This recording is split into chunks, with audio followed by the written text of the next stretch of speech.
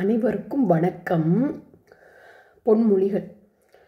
உங்களுக்கு ஒரு பிரச்சனை அப்படின்னா யாருக்கிட்டையும் எனக்கு ஒரு பிரச்சனை அப்படின்னு சொல்லாதீங்க. ஏன்னா நம்ம பிரச்சனைன்னு சொல்லும்போதே கவலையும் பயமும் வந்துடுது. அதுவே எனக்கு ஒரு சவால் அப்படின்னு சொல்லி பாருங்க, தன்னம்பிக்கையும் தைரியமும் வரும். அடுத்து, நம்ம வாழ்க்கையில் ஜெயிக்கணும்னா சில நல்ல நண்பர்கள் வேணும்.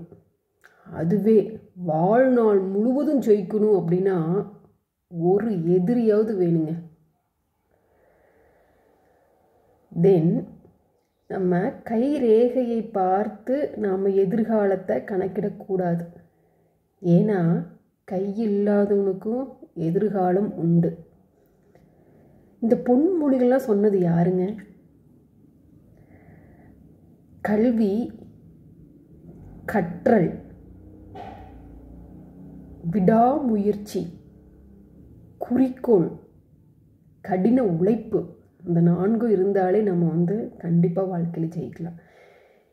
இந்த அழகான 3 பொன்மொழிகள் நான் சொன்னேன். இந்த அழகான 3 பொன்மொழிகள் சொன்னது யார் அப்படின்னு தெரிஞ்சதுன்னா மறக்காமல் கமெண்ட் பண்ணுங்கள். பிடிச்சிருந்தா லைக் பண்ணிவிட்டு சப்ஸ்கிரைப் பண்ணிடுங்க. நாளை சந்திக்கலாம்.